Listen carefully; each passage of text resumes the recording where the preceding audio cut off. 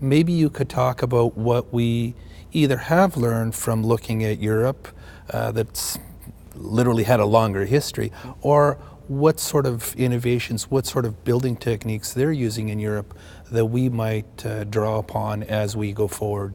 Yeah, well, I have spent a bit of time in Europe, and both working there and studying there, and try and pay attention to that because their demographics trends are really just leading indicators of our own.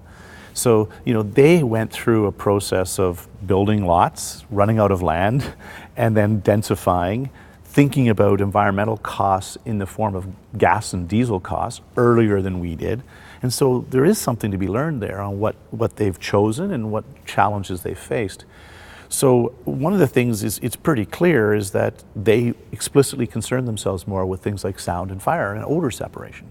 So a classic example is that row houses in Europe, particularly in the continent, have rather stringent fire and sound separation between different units so that it isn't seen as a compromise to live in a row house so that you don't have to hear your neighbor. We have the technology, it's not expensive. And they've just made that a requirement. And so now you can buy a row house in Frankfurt and you'll never know what your neighbors are doing. That's something that we haven't just paid attention to, and so people say, do I want to live in a row house? When I live in a high-rise condo, do I want to hear the people walking over my head? That's a major life quality of life impact. And so if you're going to live in a high-rise condo, you probably don't want to hear what people are doing above you and below you and to your neighbors. So they've focused a lot more on sound. Another thing they've done is they have, over the last 25 years, really ramped up their energy codes.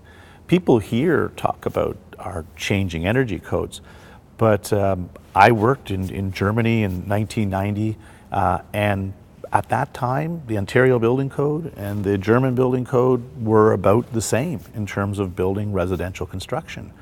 But in the intervening years, even though Ontario has improved its code quite a bit, the Germans have just improved it twice as fast. And every 5 years, they just ratchet it down more. So now they're using, as a building in Germany would use about half as much energy built to code than our new codes. So I see that definitely happening here. This ratcheting up of asking for better energy performance, likely to continue, and it's not just a dollars and cents thing. It's a world pollution thing. It's climate change. It's resiliency in the face of disrupted energy supplies. There's a lot of other reasons to do this, not just saving $10 a month on your bill.